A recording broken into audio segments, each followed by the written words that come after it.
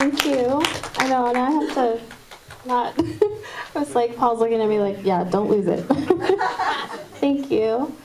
Well, okay, it looks like it's about time. Okay. Welcome to Understanding Autism, Life is More Than a Skill Set. As Cynthia just told you, I'm Kim Isaac, and I've been working with people on the spectrum for about 15 years now, of all ages, from ages 2 to, actually, I just spoke with a 69-year-old woman. So, and I'm a certified RDI program consultant. My background's actually in psychology and counseling, and I am also the co-host of Understanding Autism radio show. And this is Paul Loudon, a co-host of Understanding Autism radio show, my favorite co-host. And he is 29 years old, and he has Asperger syndrome. He was diagnosed at age 23. And between the two of us, we're going to share professional expertise and personal experience. So I'm really excited to mix the two, and that's what we basically do on our show.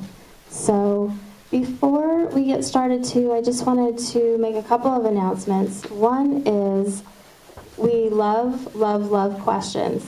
But if you can hold them to the end, that would be really awesome. We're going to just leave a few minutes at the end, and then we're going to make sure that we're available outside to talk to you about questions.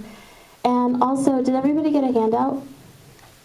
Okay, or did anybody not get a handout? That's a better question, right? Okay, good. Okay, so you'll see that there's 3 things that are attached. One is the handout of the PowerPoint of this presentation. One is actually a reminder card about our radio show. And if you look on the back, that'll send you to a place where you can get more information about the show. And then also we have a feedback form on there. So if we would absolutely love your feedback, if you could just take a few minutes to give that to us. Our mission is to continuously grow and improve, and we want to make sure that we take everybody's ideas seriously so that we can continue to improve how we help. And lastly, I promise, we are also taking guest applications for our radio show. So if any of you are interested in being a guest on our show, you can see Rick, the cameraman, okay? And he has the applications. And also, we are available to speak at other events, either jointly or individually. And he has the applications for those as well. So, okay, we're going to get started. So, our topic here is Understanding Autism, Life is More Than a Skill Set. And to begin with, we need to go back to the very start and look at how you diagnose autism. Most of the time, a diagnosis of autism starts with a question. Someone seeing something and going, is this autism? What's going on here? So, okay, so we're doing it in dim lighting. It's fine with me. So you get this question asked when something causes you to ask it. You see symptoms. You see behaviors. The important thing about what's going on here is that you see them. You don't ask the question about someone who's acting normally. You don't ask the question until something prompts you to. You say, okay, something is happening here. I'm observing something. Is this autism? Is it something else? I should see a doctor and find out what they could say about that. Now, the kind of behaviors that you're most likely to see tend to be in some categories: unusual physical behaviors, arm flapping, toe walking, things like that. Social deficits are, of course, the core element behind or involved in autism, such as not referencing people in your surroundings, not showing the degree of empathy that's expected. There can also be verbal deficiencies, verbal delays. You may be talking later or nonverbal entirely. There are a wide range of symptoms, but all of these are behaviors that are observed along the way.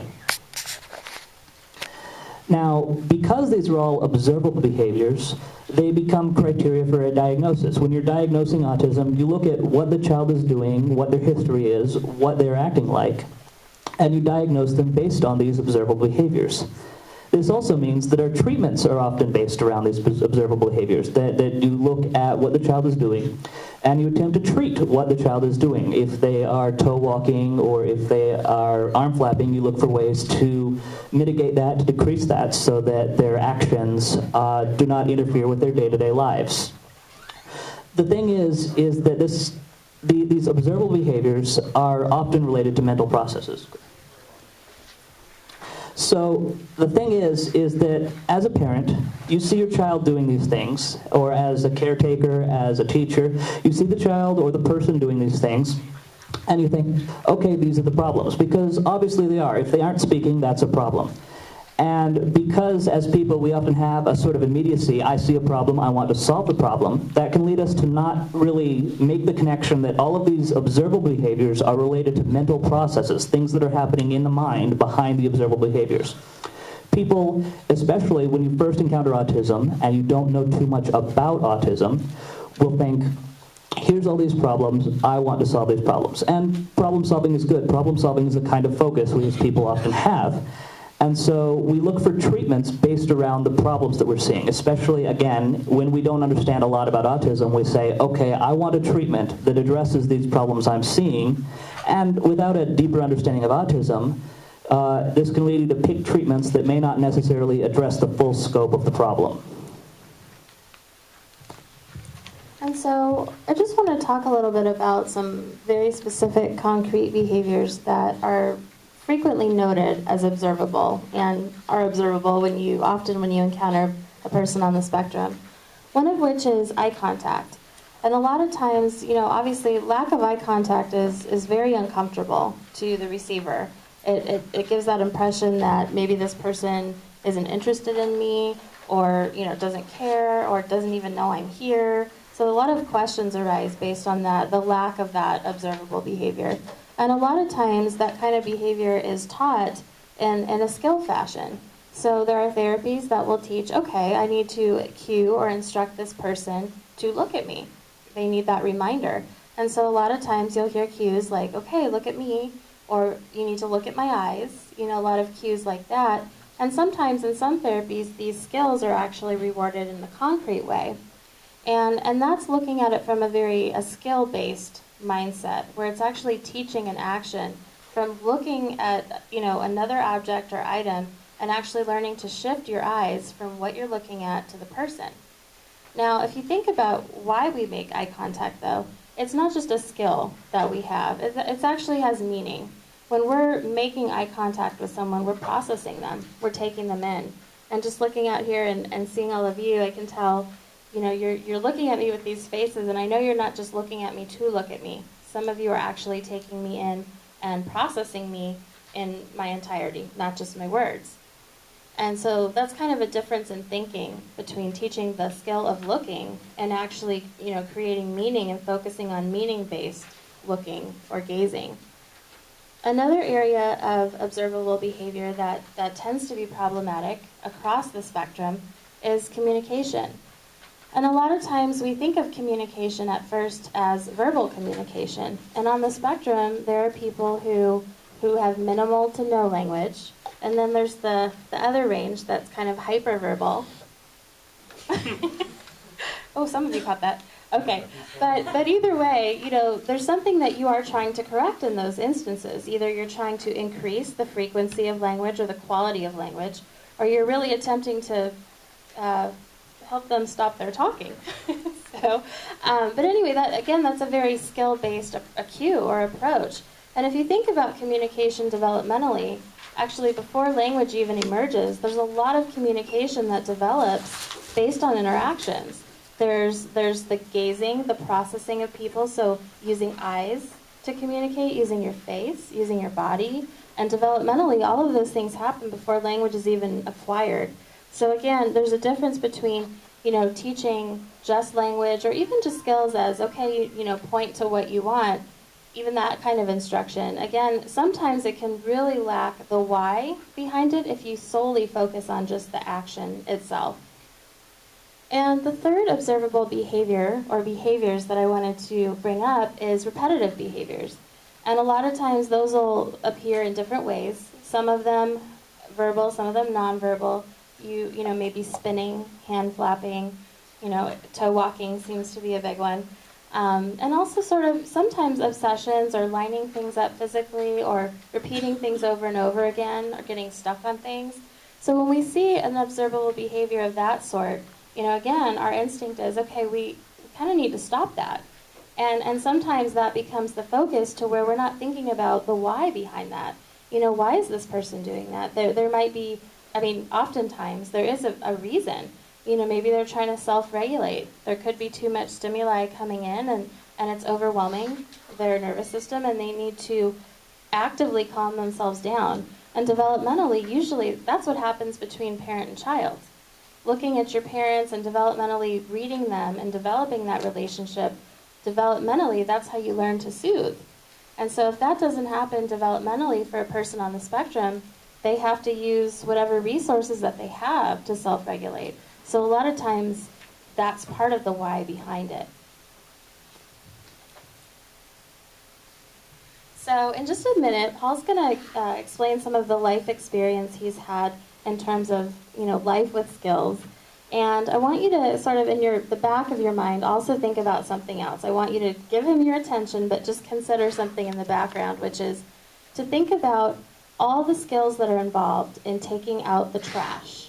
So we're going to have a few minutes to think about that, and we're going to come back to it. So, as was introduced at the beginning, I am diagnosed with Asperger's. I am 29 right now. I was diagnosed when I turned 23 approximately. So I've known that I had it for 6 years, but obviously this isn't something you catch. This isn't something that you get suddenly. I had problems all throughout my life. So I'm going to talk a little bit about my overall history. When I was young, we moved around a lot. We probably stayed in one place an average of 2, maybe 2.5 years. We lived overseas twice in Pakistan and Indonesia. And during all of that time, I had a lot of difficulty fitting in, but we were moving a lot. So there was the idea, well, new people, new situation, new environment. He's just getting used to these new people. He's having difficulty, but it happens. You're moving around a lot. It's new challenges. During that time, I did Boy Scouts. When I was in high school, I had a job grading papers for a learning center after school. I did a lot of typical things. Obviously, moving around, I met more people than many people probably meet in their entire lives as I moved from place to place and met new people. I was exposed to different cultures. As you've noticed, I am definitely verbal. I can speak pretty clearly and express my ideas. Despite that, after school, during school, I had difficulty with getting assignments done. I had difficulty with relating to teachers and the people around me. I was diagnosed with ADD at one point, depression at another point. After school, I attempted to go to college and found myself unable to really get by well on my own. I had a hard time keeping up with paying bills or going to classes or completing assignments. I think I've failed out of college about 3 times now on different attempts. I haven't been able to handle things well. And a lot of this is that, the point here though is that people I meet on the street, they don't meet me and think, oh, this person has autism. I don't have the most obvious, I guess I would call them symptoms. I have learned to make eye contact. I often am able to hold on a conversation for a little while. But despite that, there are a lot of abilities in day-to-day life that turned out to not be as developed as hoped when I went out in the world. And once we got the diagnosis of autism, that sort of helped or Asperger specifically, that helped bring to light what the actual challenges were, because my developed skills made it harder to spot why I was really having all of these problems I did. One time specifically, this is an example back when I was in middle school, I had chosen not to do a homework assignment. I had heard the assignment, decided I didn't feel like it was worth my time, and I knew that the penalty for not doing an assignment was a bad grade. For me, it was very much a cost-benefit analysis. The assignment wasn't done, I get an F on it, it's just a homework assignment, I don't really care. When I didn't do this assignment, the teacher took me to another room and lectured me because he was upset that I had not done this assignment and didn't seem remorseful about it. To him, it was a sign of disrespect that he had given me this assignment, and as respect of the teacher, I need to listen to his instructions and do what he says. The fact that I had not done it was disrespectful to him. I didn't understand this in the slightest. I had no idea why he was upset, because to me, the penalty was a bad grade, and I was willing to accept that. So it quickly escalated. I was there in the room with him, and I wasn't showing the signs of remorse or regret that he wanted, and so he was becoming more upset with me to the point where he actually escalated to yelling at me because I wasn't showing any sort of contrition or sadness that he was upset, that I was not upset because he was upset. Now in school, this just related to me getting yelled at by a teacher, but the parallels are there in every part of day-to-day life, that if you don't have sort of a deeper fundamental understanding of the emotional attachment that people have to a lot of day-to-day events, then you can find yourself in these situations where an employer or a girlfriend or someone is upset with you, and you cannot see why they're upset with you or how to untangle the situation because your perspective of it on the spectrum is fundamentally different than their perspective might be, and you don't necessarily have the tools to integrate this. Because with the skill set, knowing how to drive a car, knowing that working a job, you're just supposed to do the assignments that you do, the skill sets, the hard facts are not day-to-day life. They are not everyday life. That there is so much more underlying everything. There's the underlying current of emotions, of people's reactions and thoughts about other people that defy what you, as someone who's taught specific things, may understand about it. That the disconnect can lead to that depression I was diagnosed with in high school. It has led to anxiety and other difficulties.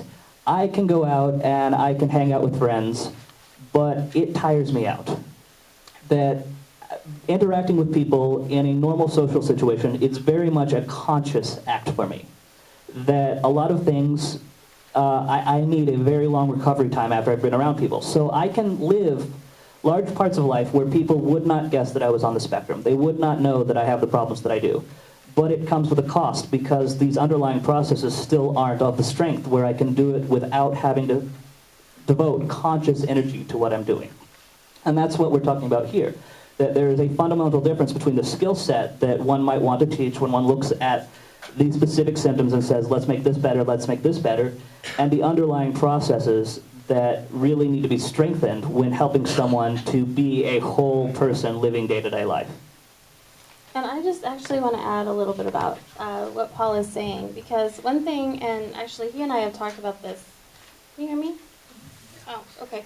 On our show a little bit. But a lot of times when a person has such a high skill set in terms of academia or, I mean, Paul has a very, very high IQ. I don't know if he wants to disclose what it is, but, okay, he doesn't, but it's high. And, again, he has these amazing verbal abilities. But what that can do, especially for someone on that end of the spectrum, is create the illusion of competence. And what that does for the person interacting with him is they make assumptions about him based on the observable behavior that he's presenting. Yet the underlying things, such as understanding why, it's like, okay, well, why is this teacher so upset? Reading the face and realizing that there was some kind of expectation there, and you had no clue what it was. And not only that, I guess, but also when you ask, why are you getting upset with me? The fact that you don't understand often upsets the person more. So you end up in a bit of a feedback loop there, too. And that's one of the concerns. I mean, currently, my caseload is primarily teens and adults. And a lot of times when that illusion of competence is created by such a high skill set, depression occurs. It's actually very, very common, and anxiety, because there's such a disconnect, and it's very difficult to understand, especially when you're doing what you consider to be the right things at times. You chose not to do that one. I don't know why. But anyway, I mean, I know why. You told me. But even when you are following the rules, even if you are making eye contact, and I'm sure that in that situation you were. I mean, he's seeing his teacher and making that skill of eye contact, but the understanding, the underlying processes weren't evident. And that's where it causes significant problems in relationships, whether it's personal or professional. And I know that that's something that's difficult, not just for Paul, but pretty much everybody that I work with currently. So, and that's where it's really important to think about the balance between skills and underlying processes. And also realizing that skills are important, but they're not an indicator of outcome or a predictor of outcome in terms of independence and quality of life. Anything you want to add? No. Okay, so I know that was pretty heavy stuff in a way. Did any of you have a chance to think about taking out the trash? What skills are involved? Ooh, okay, I see your hand in the back, don't be shy, it's okay. What did you think of in terms of skills in taking out the trash? Looking to see if the bag is full. Okay, so the skill of actually shifting your attention to going to the trash to see if it's full. Anything else? Yes. Having to learn how to tie the trash bag. Right, learning how to tie the trash bag, so fine motor skills. That's a skill that you would need in order to take out the trash. Yes, in the back. I have two. Okay. Defining or figuring out how to, if the bag is overfilled, and either to transfer it to another bag or to either push it down and without germs and stickiness or just the overflow with your hands and stuff, and then having the strength, the upper body strength to pull the bag out of it. Right. So there's the strength component. That's definitely true. And then you actually brought up a component that we're going to talk about as more of a process, the judgment process. I see two more. Yeah. Yeah, one of my major situations is that there are different days for taking out regular trash and then days for taking out recycled. So that's the skill of knowing the schedule. And actually, you brought up a good point earlier. I don't know if you want to share about, depending on where you live, your skill set may need to be different. Yeah, I mean, there's the idea. I live in an apartment right now, so for me, taking out the garbage is whenever I feel like it, because the dumpster is always there, and I don't need to keep it in my apartment or in a bin or something. But living in a house, maybe the garbage is collected Monday, Wednesday, Friday, or Tuesday, Thursday, or some specific days of the week. So then I have to decide how full the garbage bin is and whether I need to bring it out now or whether it's going to overflow by the next time the garbage truck comes around. Right, and that's more of a process, but the skill of knowing the when, the schedule, that would be more of the skill. Yeah. Identifying where you take the trash. Yes, knowing your endpoint, knowing actually where the trash is, and then knowing where the endpoint is. Oh, yes. Being able to carry something from one point to another. Yes, the gross motor skill of carrying. Yeah, oh, you guys are good. Yeah. Figuring out how to hold the lid up and put the bag in. Coordination. Yeah, the skill of coordination, she said being able to hold the lid up and being able to take out the trash and coordinate all of that. That's a skill. How can we distinguish between recycle and non-recycle trash? Yes, okay, yeah, and that's actually a thought process. So the discernment of, that's actually even before the trash is there, but you have an item, and some people recycle, some people don't, but that's a good point. You have to make that judgment in terms of where does this item go if you have more than one receptacle. Anything else about skills? Oh, yes. Smell, because sometimes, a garbage may not be full, but if it smells really bad, dirty diapers, chicken whatever, moldy stuff, you're smelling, could be an odor in the house. It may need to go out even though it might not be full. Right, that's a really good point. So she's talking about smell. And that is more of a process thing, so we're going to kind of separate some of these out. These are really good thoughts. I see there was one more person in the back, or did you change your mind? Okay. All right. Oh, okay. Yeah, so there's a lot of skills there. There's a lot of motor skills. There's a lot of cognitive skills. There's coordination, things like that, just to do some of the basic stuff.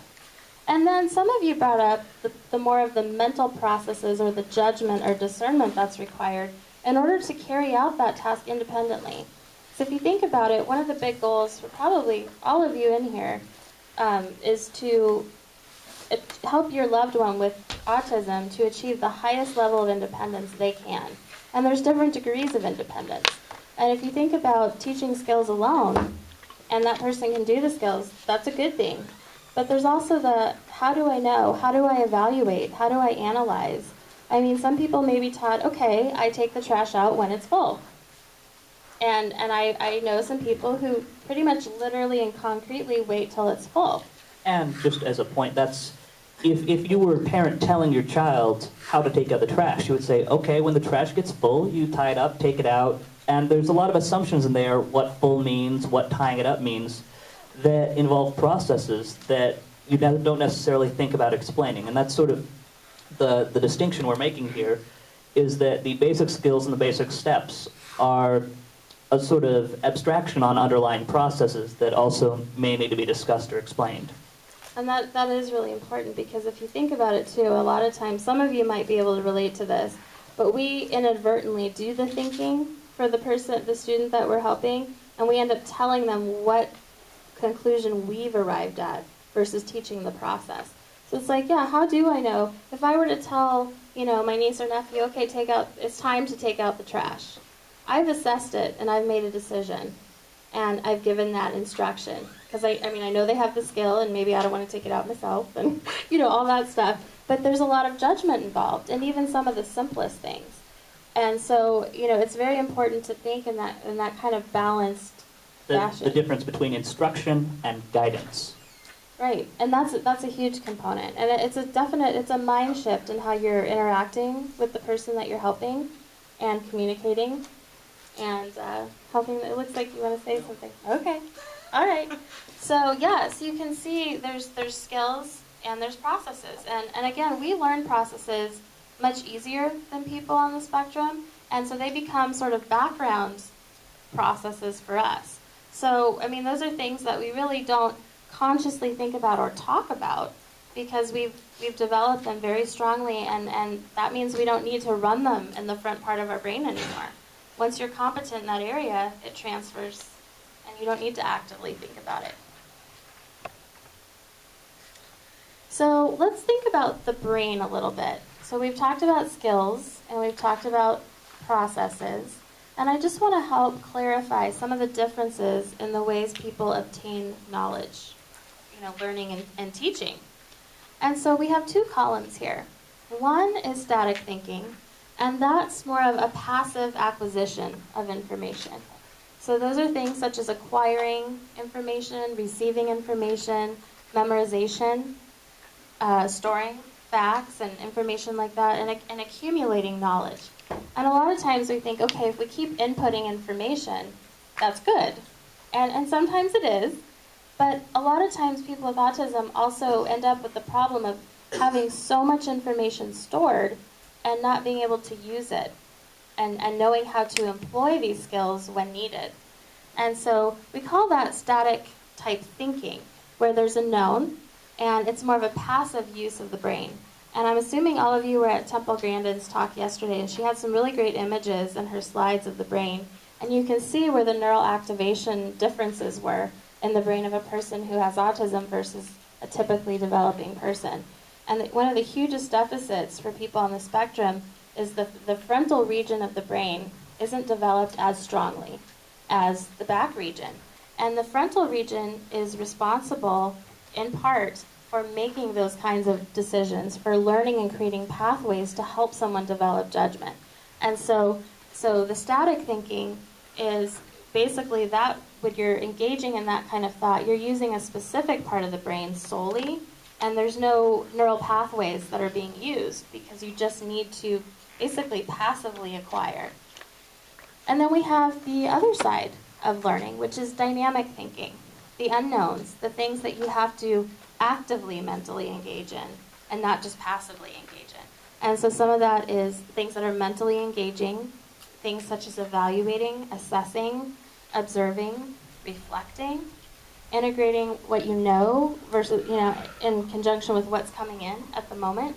So it's really being able to take the knowledge you have, receive new knowledge, and integrate it into a useful and productive way. And also experimenting actually is really important, because that's how a person sort of learns that the evaluation process is critical, because there's different ways of doing things. There's not just one way. Sometimes there is. There's static things like math and stuff like that. But, from day-to-day things, the face actually changes like 60 times per minute, subtly. And so it's already very difficult for people on the spectrum to process faces in general. And if you can imagine the subtleties that occur, and that's very dynamic.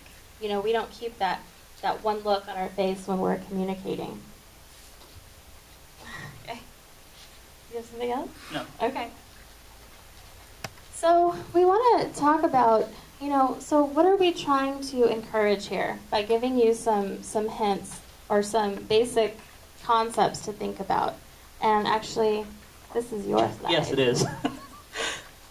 So the general takeaway here, as you can see from the slide, is that we want people to keep in mind always about the condition beneath the symptoms. As I said at the beginning, we diagnose based on observables. There's no brain scan, there's no blood test, there's no way to spot autism other than by looking at what a person is doing and making a judgment as to whether that's autism or an autism spectrum disorder or not. But the symptoms are not the disorder. What's underneath causing those symptoms is the disorder.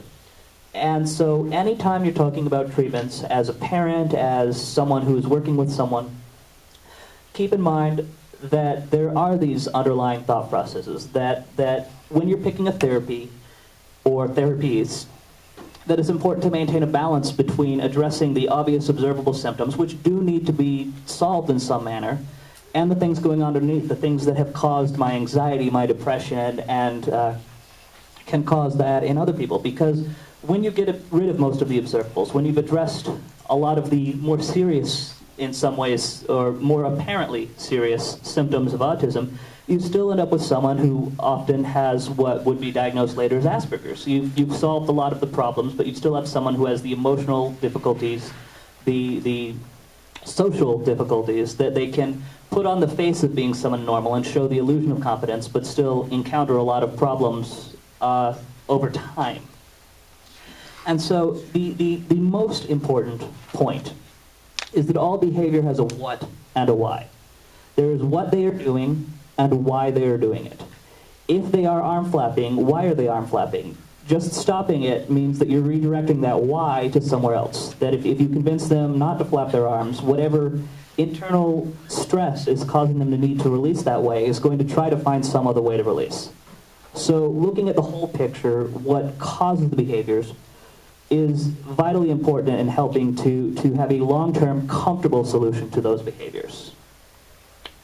So the last one is something that I'm just going to read because it is the point. Never assume that a person who has skills doesn't know why. The why matters. It's what drives intrinsic motivation and true understanding. If you see someone who knows how to do something, they know how to take out the trash. That doesn't mean they know why to take out the trash. If they know, I think my mic just died. If they know to make eye contact, if they are looking you in the eyes and smiling at your jokes, they may not know why they're smiling. They just know that when they make that face, it means I'm supposed to smile in response. That the deeper understanding is something that we need to be aware of and help ourselves not to assume they have, or we have rather, since I'm on the spectrum, but I'm saying they here. Don't assume that anyone you're working with has the same processes that you do. Yes, and actually I want to give a couple more examples because we have a little bit of time and I do want to leave time for questions, but I have a couple of thoughts related to this takeaway. And jump in when you want. Yeah.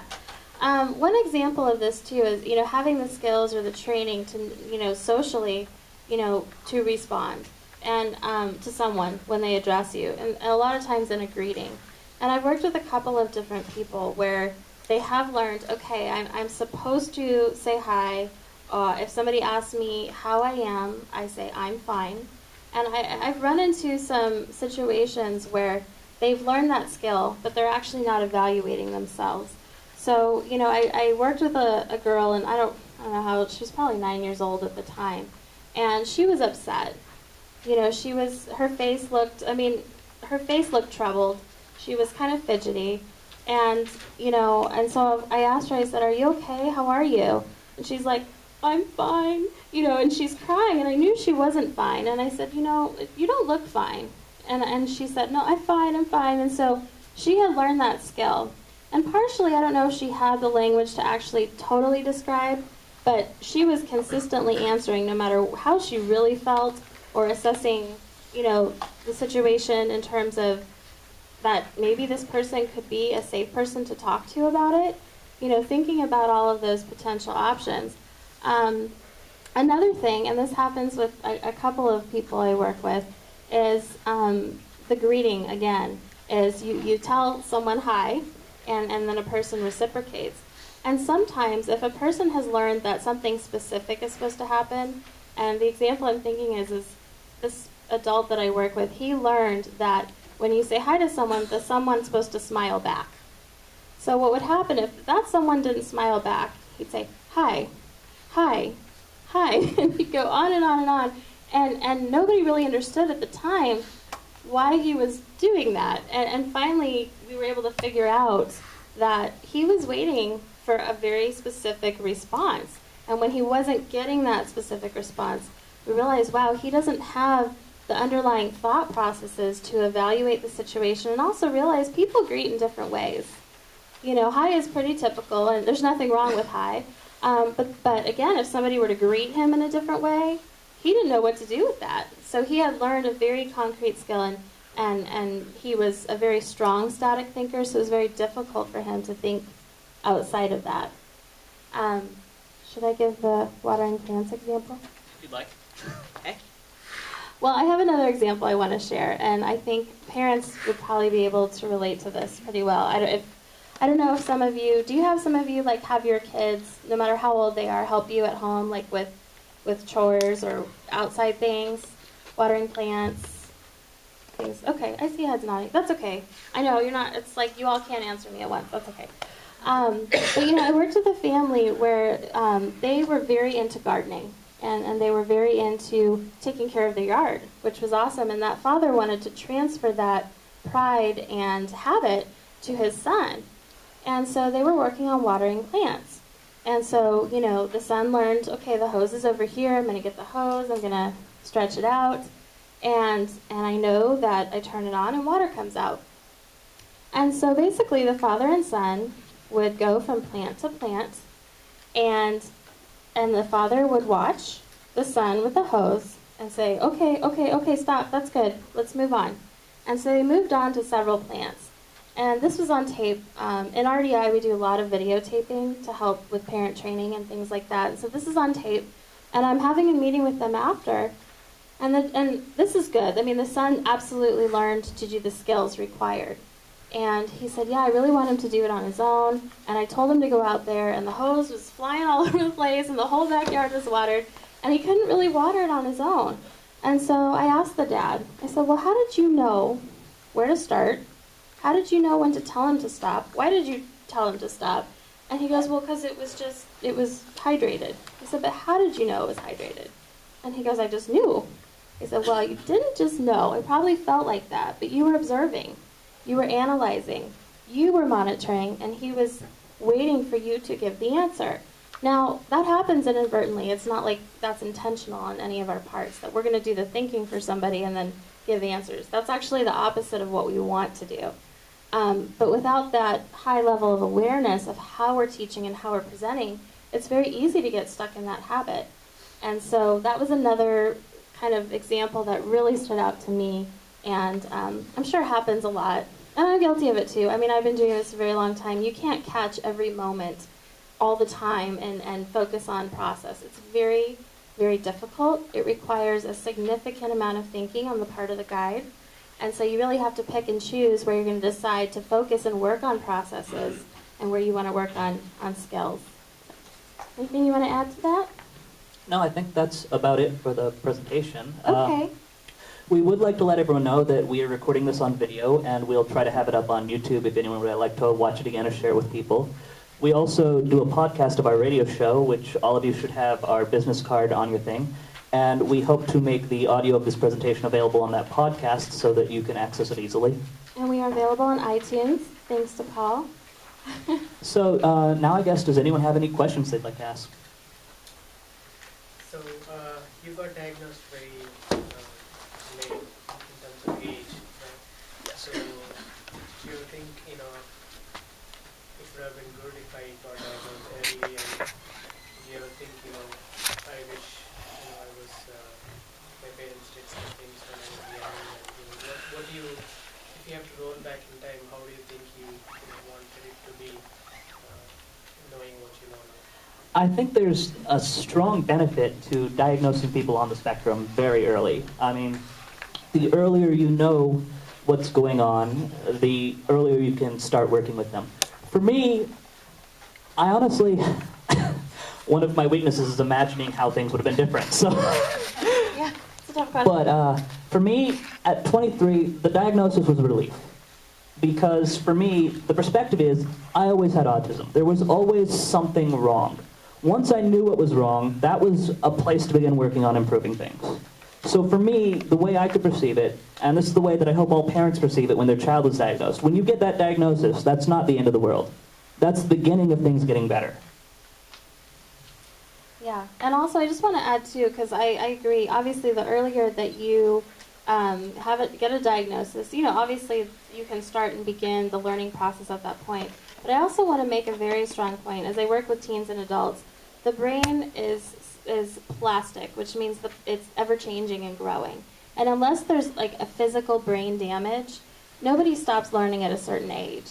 So I know it can feel a little bit scary and maybe upsetting if you think, oh no, my child is this age, or my son's 23 and he got this diagnosis. Is it too late? It's never too late. In fact, most of the people that I've worked with in the model that I work with have made more progress as older people than they did when they were little.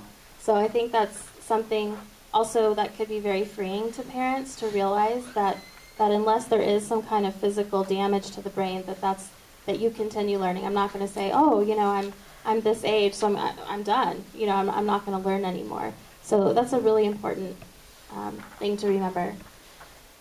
Oh, yes. I know you had said that you've gone to college and struggled, and just not because of intelligence, but because of a lot of the skills required to live at school and things like that, and manage your time. And looking back, since you were diagnosed at 23, for kids who are, we have a sixth grader, say, who wants to go to college and wants to do those things.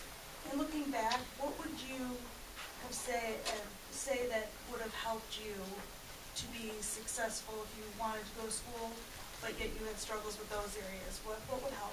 For me, personally, I have a hard time a lot with motivation, getting started on things. I think that I moved off to college. I live in Texas. I moved here to Arizona when I first tried to go to college. There's a Paul's school from Houston, here by the way. He flies in for the radio show. Oh. called the University of Advancing Computer Technology, and I tried to go to school there. I think that if I'd stayed home, if I'd had my parents,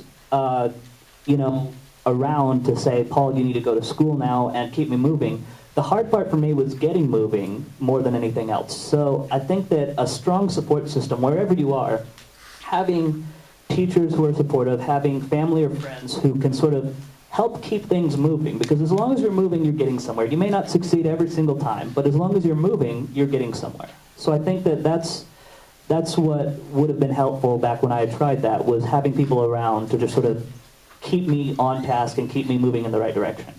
Unfortunately, we have to stop at this point in this room. I just want to let you know, if you would like to contact us, you might want to write down our email addresses. That did not get put in the PowerPoint, unfortunately.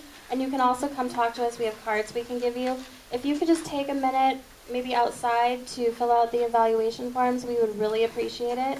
And we just want to thank you for coming and listen to our show. It's free, and it's really awesome information, and Paul has amazing insights. So thank you.